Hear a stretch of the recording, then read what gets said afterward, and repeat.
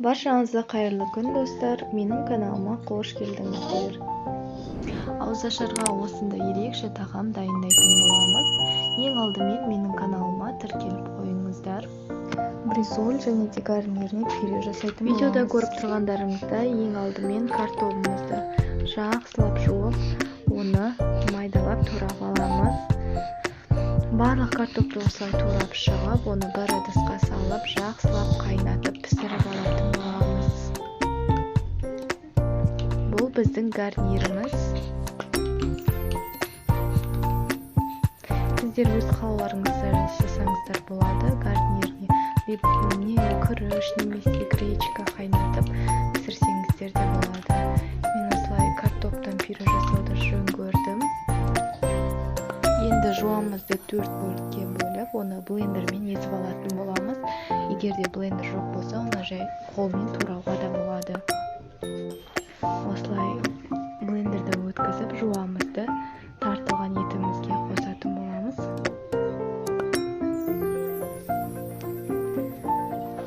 Жуамыз тартылған етке қосып, оның дәміне қарай тұз және де бұрышын қосып, жақсылап араластырып аламыз. Мінекей біздің бризоліміздің рецепті дайын болды. Енді бір ыдысымызға жұмыртқаны жақсылап араластырып аламыз. Сосын мешокқа немесе фольгаға 2 қасықтан фаршты салып, осылай жайып алсаңыздар болады. И каждый бризолға бір жұмыртқадан. Жұмыртқамызға және фаршымызды қойып, осылай бетін қызып тұрған табаға, майлап оған пісіретін боламыз. Бірінші астыңғы беті қызарғанша пісіріп аламыз. Крышкасын жауып 2-3 минуттай піскен соң, оны арғы бетін аударып, келесі бетін пісіріп алатын боламыз.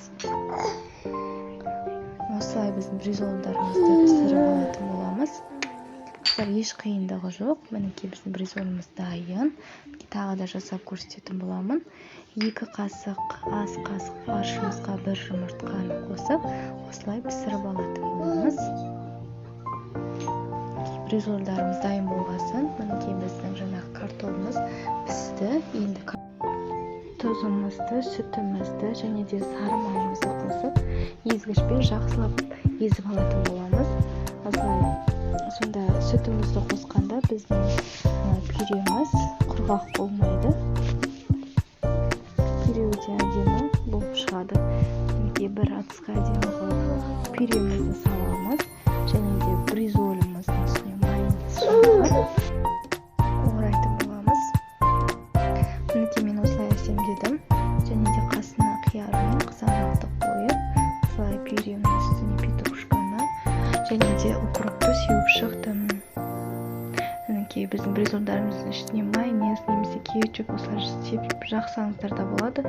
Сонда біздің бризолдарымыз өте дәмді болады. Балаларыңызға да жасап берулеріңізге болады. Сіздердің балаларыңыз сүйсініп жейтін болады.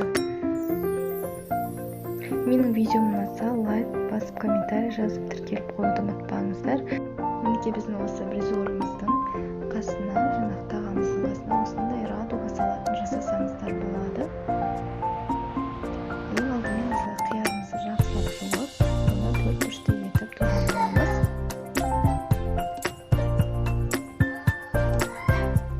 Барлығын осылай 4-3-тей турап,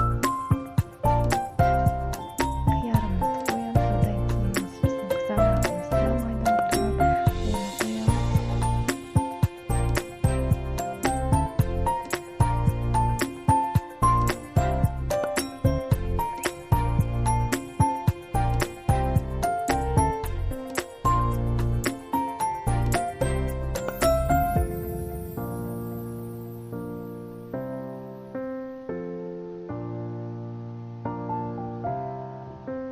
Қызанағымызды турап, осылай қызанағымызды қосамыз.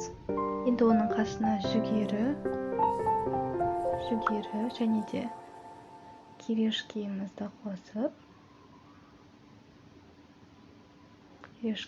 қосып, ортасына майонезді